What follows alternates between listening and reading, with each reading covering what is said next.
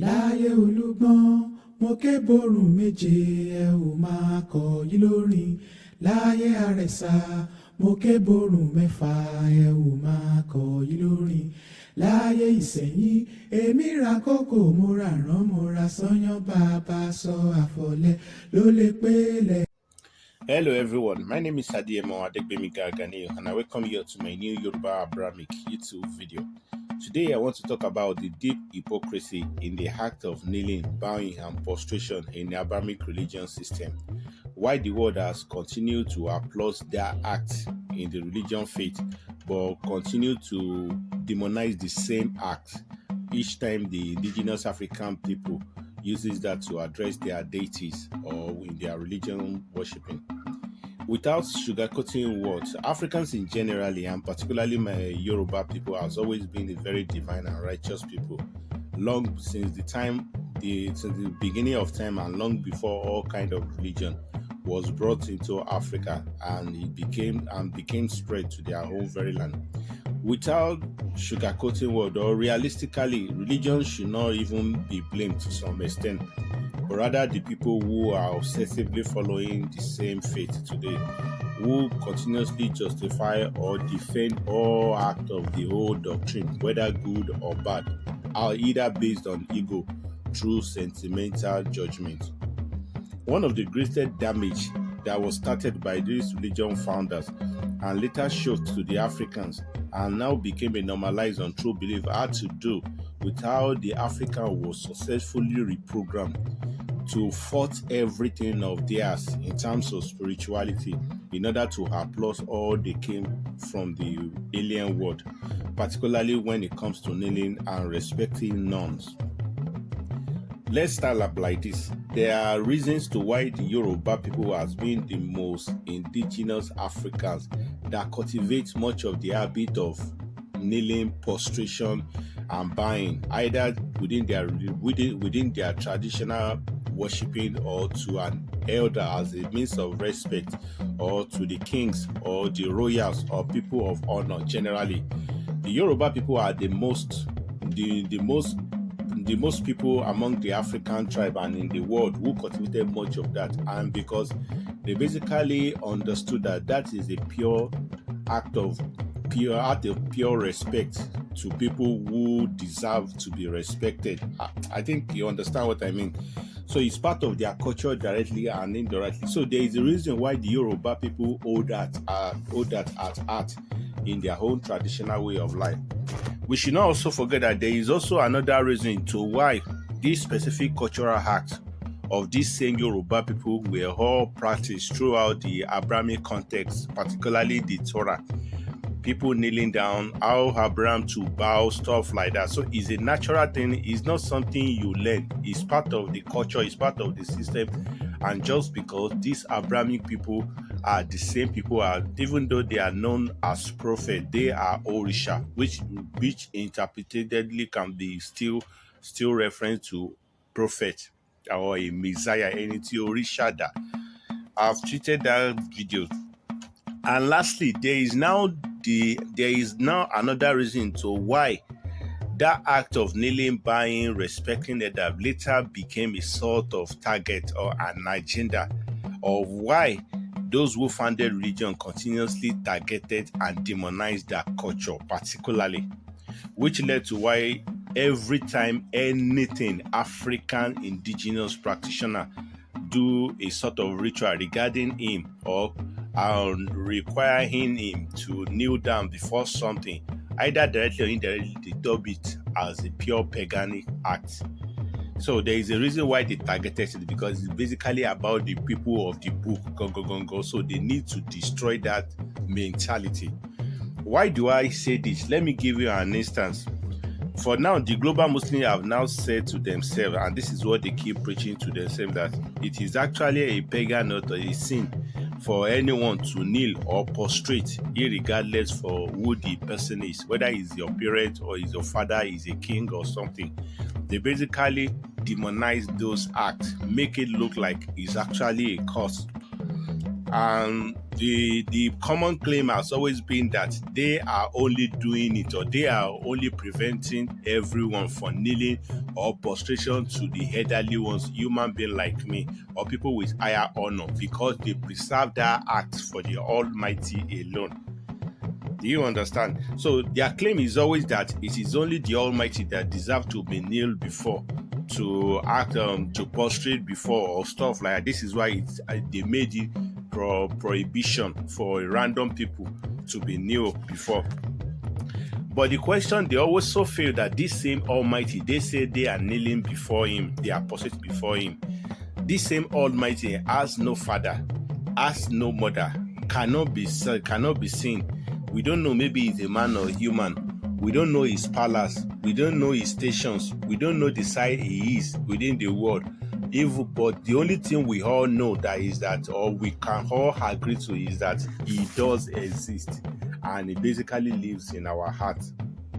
So if you are now asked the majority of these Abrahamic believer that, which even before I touch on that, let's go into the Quran. Or if you ask an Abrahamic believer that, where did you get this whole notion of not bowing down to anybody except Almighty? Where did you get it from? Even though the Almighty you claim to be buying for, you don't know who is this. I'm not saying it doesn't exist, but I will tell you, you will understand what I mean. If you ask them that, where do you get this notion from? They will tell you that it's a Sunnatic act. It's an act that was taken from Sunnah.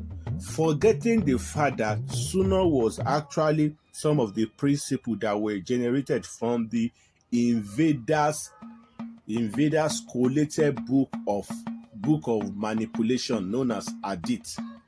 Hadith has no reference to Quran. Quran and Hadith has no link at all. It was a book that were fabricated by those who actually invaded Africa, destroyed the indigenous, black, not African people, override everything of their heritage. They manipulated to fit their own agenda, which they brought all the way from Babylon, the Persian land. That is exactly so. This same Hadith absolutely have no time with the Quran. For those who probably doesn't know, it is an un-Quranic laws or principle which only began to exist just about 400 to 570 years after the real African Muhammadan of the Quran was long gone. When he was far gone from this world. And also ignoring that the term Persian, or the people of Persian, the historical people of Persian till today, as ethnic or as an individual, whichever way, they have no biological tie with this African Muhammad or Abrahamic people. You can see it in Bible Torah, everyone is black. These Persian also have no bloodline lineage. They share no similarity in cultures to the Quranic Muhammad. They share no ideology with this Quranic Muhammad. In fact, till today, this Hadith is not even from the same Saudi Arabia, which the world look up to as a symbol of Muslim nation today.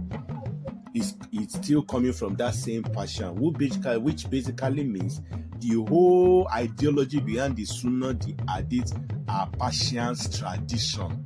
It has nothing to do with Muhammad. It has nothing to do with the Quran. It has nothing to do with the Almighty.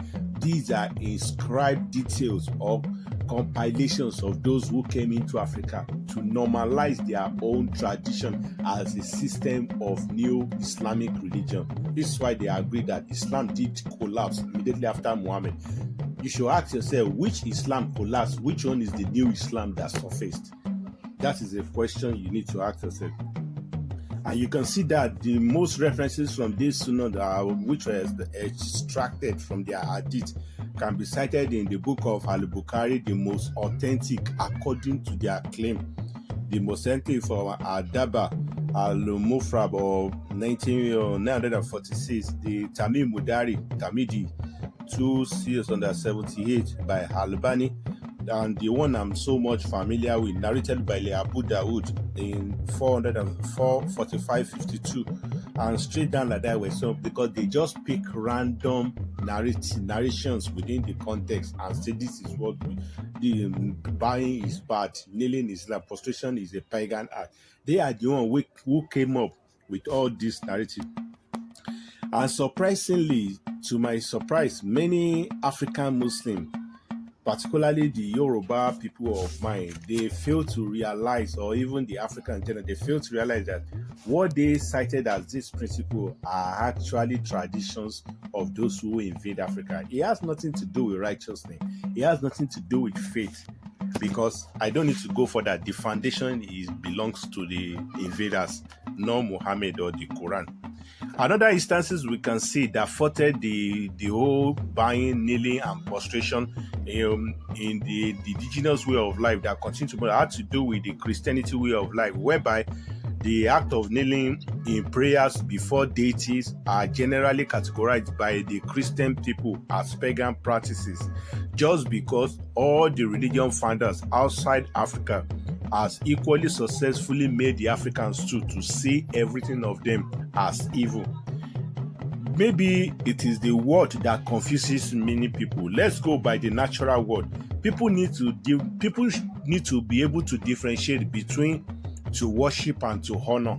It's a common English, simple English. Bibo is to honor. Worship means to sing. I don't know, maybe you get this. So you have never heard any indigenous people, particularly my Yoruba people, saying that Eje ka lo sin Orisha. They don't worship Orisha, they honor deity. And the Yoruba people have every reason to honor the deity. That aside, let me even simplify the whole reality connecting to the kneeling, prostrating, and posting and buying practices from the actual reality of the actual meaning of what it means. The Almighty is an unseen entity. Yes, we all believe. He has no gender. He has no gender. He has no family. He has no address. Even as we continue to present you or to address him as he, that is just our own illustration. We don't know, maybe it's he or she, but no one knows anything of him except that we know that he does exist and he is at everywhere. So if you ask a typical Muslim today that, okay, you don't see the Almighty, you don't know anything, why are you prostrating to him in a certain direction when he has no direction? What, as in, there must have been a reason why you are bowing, kneeling down to him. Because let me tell you the reality of buying and possession and kneeling down. In reality, among the Yoruba people, before you can choose to bow or kneel to someone, like it is cited in throughout the Torah, that means someone will be standing in your front. You must have acknowledged naturally that this person, this is where he is. Whether the person is coming towards you, whether the person is sitting down beside you, whether the person is greeting you, whether the person is sitting down as a king, you must have acknowledged the stationed presence of the person you are bowing to, the person you are kneeling to, the person you are greeting. So for the case of the Almighty, nobody knows anything about him. What give you the impression that if you bow down to a certain direction, that direction is where the Almighty is? I don't know, maybe you get it. At least you can't just be bowing down or nodding your head on the floor all around the city. That means you need a medical attention. So there must be someone you know that you are so sure that this person is stationed as their place. So let me be kneeling down or prostrating while greeting him. So all of this make it almost irrational for you to say you are kneeling down for the Almighty when you can't acknowledge his particular location, when you can't acknowledge the site where he's facing, you can't acknowledge the pattern. As a matter of fact, no one even knows. The Almighty even said it. Don't think about me. Don't affiliate me with anything, object, tree, house, or even the entire universe. Just believe I'm in your mind. So bowing down to someone you don't know is like you don't know what you are doing. Or kneeling and prostrating, you don't know what you are doing. And for the last time I checked, the Quran was very specific. The Quran in its statement said it that the Almighty is in the west, is in the south, is in Muhammad. Everywhere you are, the Almighty is where. So the Almighty was never telling Muhammad that this is the particular location you'll be focusing to. That is one thing Muslims fail to acknowledge from that Quran. The Almighty is basically telling Muhammad, don't choose any particular location. That is number one. Number two, the same Almighty referring to Abraham when he was saying Abraham's place of location was the first in terms of where people recognize as the house of the people, as the man that first acknowledged the true worshiping of one God. That does not mean people before Abraham wasn't worshiping. They don't know that the Almighty is monotheist. But Abraham was the one who wear the mission, put it on his back, shoulder the whole burden. That was what led to that. This is the man that started the whole major struggle about the oneness of the Almighty.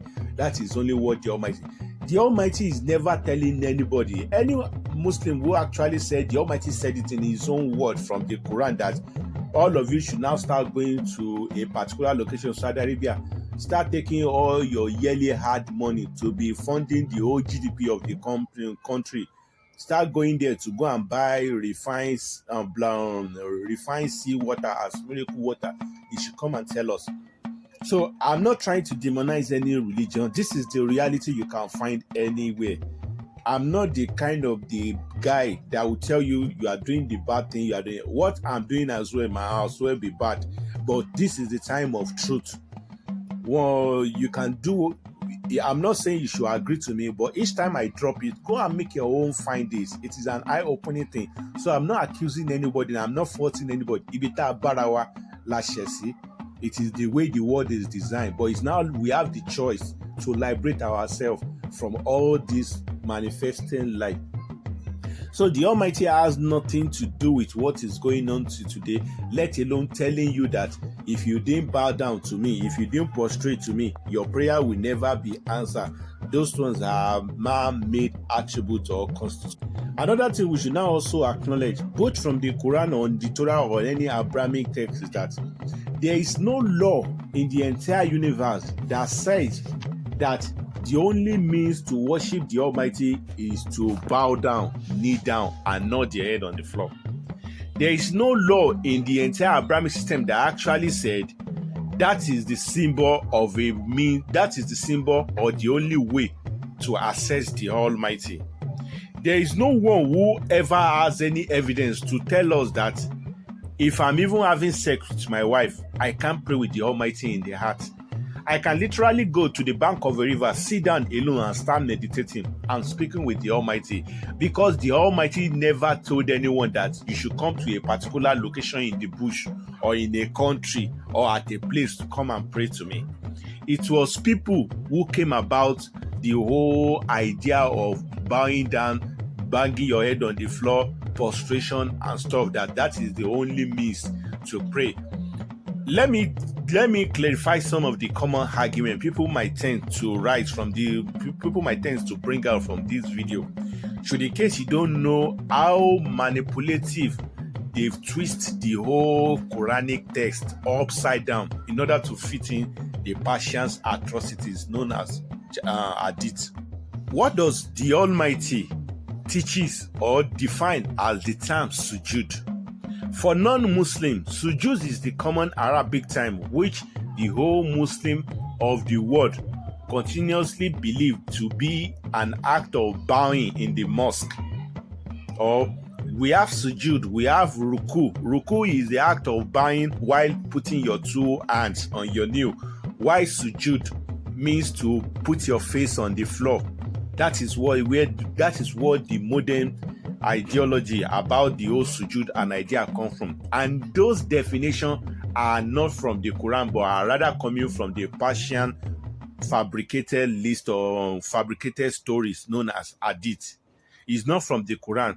But if we go by the Quran itself, the statement of the Quran, the definition of what sujood means from the Quran, which happens to be the Muslims' acclaimed word of the Almighty.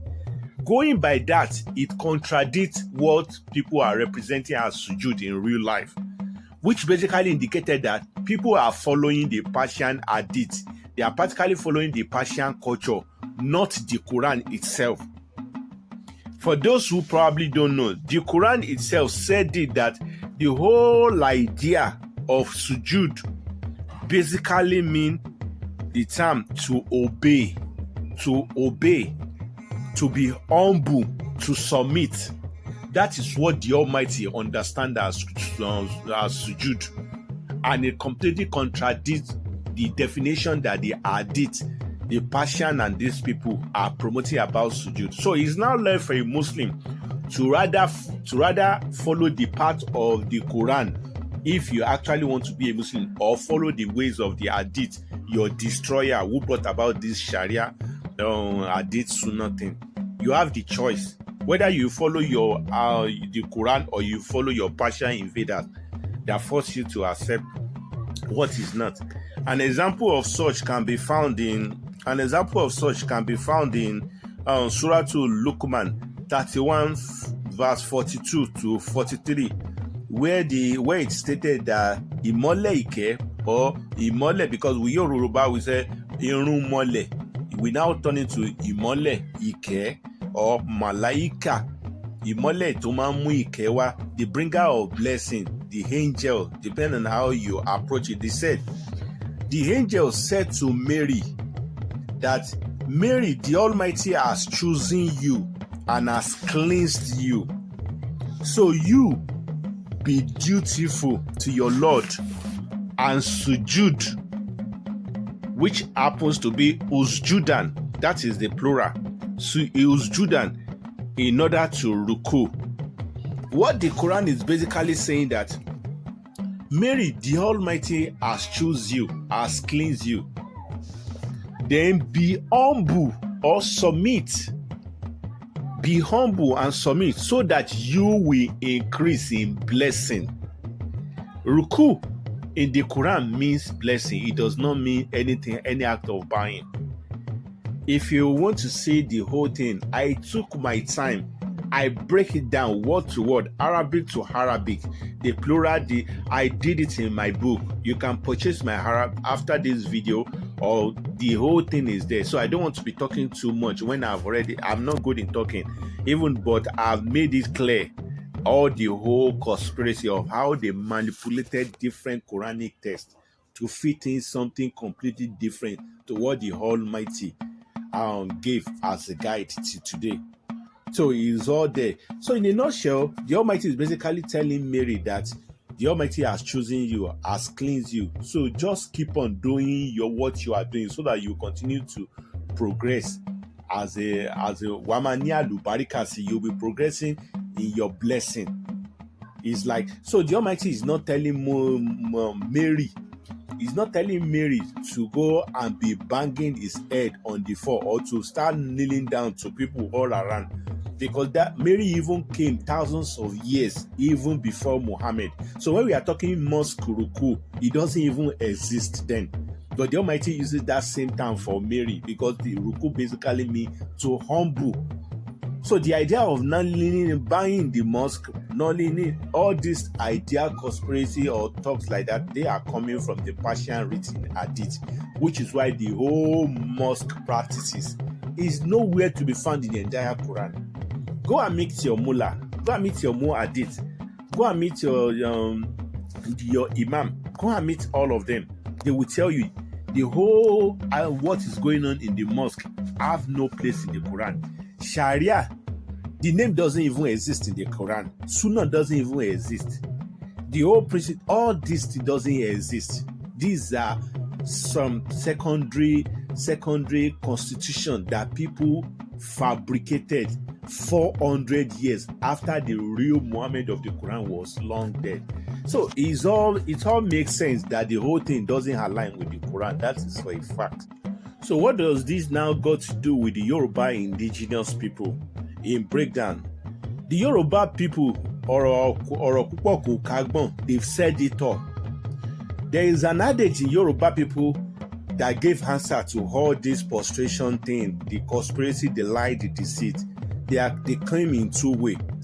First of the word is that Idobale and Iwa. That is number one, that the Yoruba people, and is an idiomatic expression that has a bigger meaning.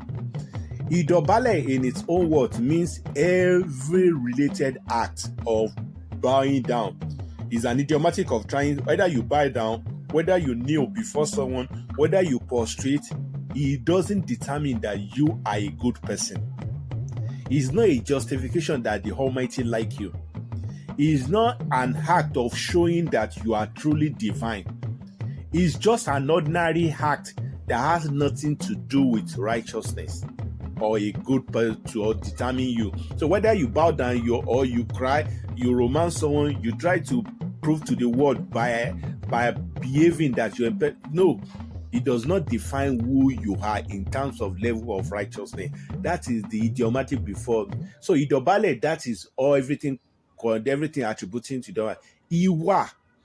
Iwa in a basic term in Yoruba means character, but in a more idiomatic expressive way, Iwa also means collective good way of life.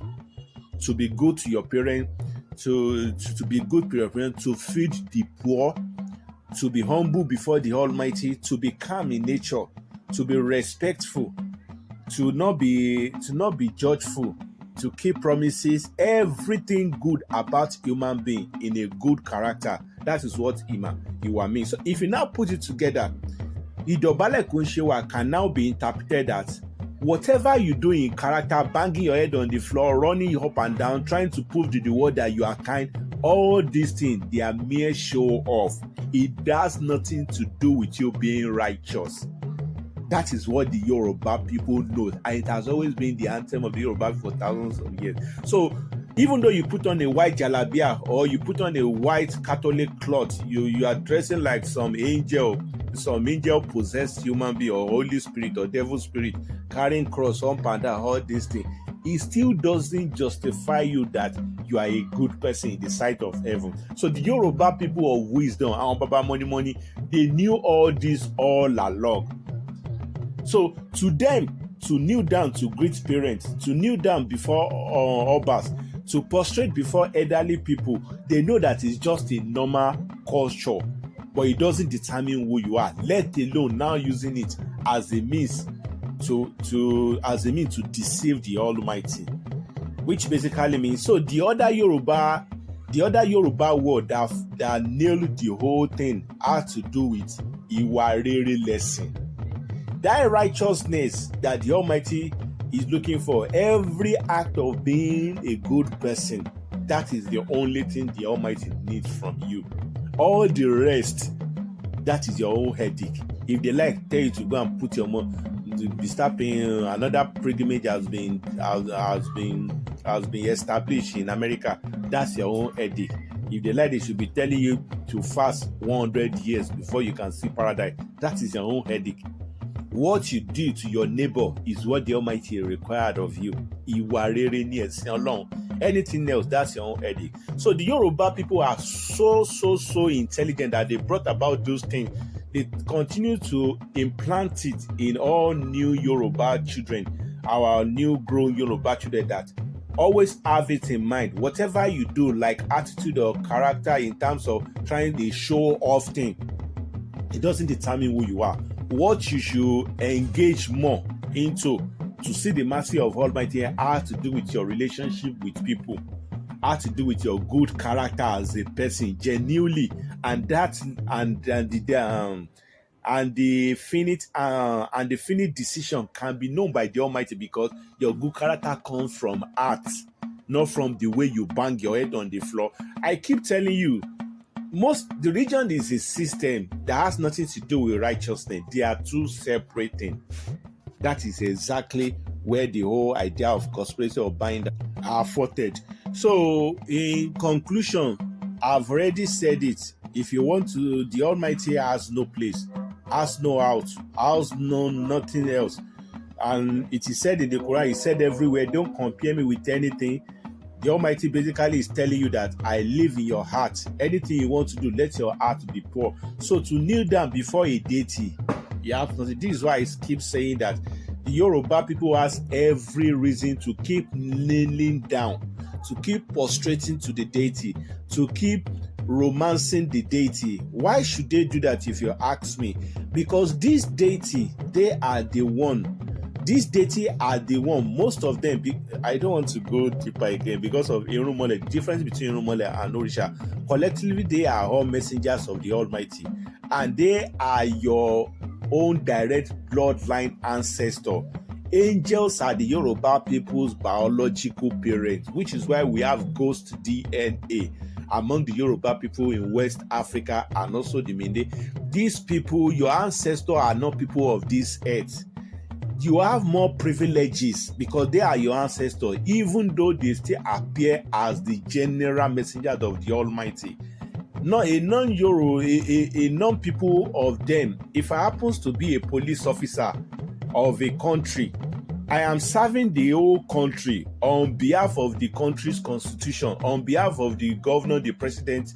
But even though at that, my children, as my children from me, I will take care of him before I even answer the constitution of the law. I don't know, maybe you get it. As a police officer, my loyalty comes to my direct bloodline family first, before the whole constitution. Or better still, I will be shuffling it together. So my child has more upper hand to tell me that I want you to do this. If I didn't do it, I want to satisfy my child even though I'm still satisfying the whole country constitution. That is exactly the upper hand the Yoruba people are your parents. So the Yoruba people has all right to be honoring them, to be praying them, because they are closer to the Almighty. What you pray to the Almighty through them, you can't compare the faster that the Almighty will listen to it than what people were. I don't know. You understand what I mean? I don't want to go back. So this is where the video is already going too long. This is where we shall be coming to an end. Let me purchase my book. You will see more of these details there, especially in regards to bowing, kneeling, stuff like that. You will see the whole conspiracy, how they twisted the whole Quranic context. I decided to use Quranic meaning to justify this word rather than using an external book because people might say, no, Quran didn't say it. So it now left for Muslims to either believe what the Quran say or what their muaddits, mullahs are teaching them wrongly in contradiction to what the Quran have as meaning for a particular word.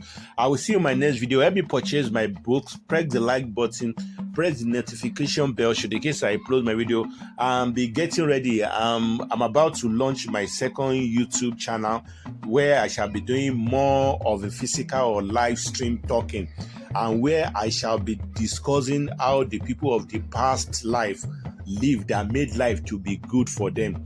What we stop doing today that is making life to be very difficult. But I'm sorry, this one will be in a typical Yoruba word. You can use the YouTube auto dubbing, but it will be a typical Yoruba word in order to carry along those who don't understand much of English like me, to carry them along too. So I will see you in my next video, everyone. Thank you and bye for now.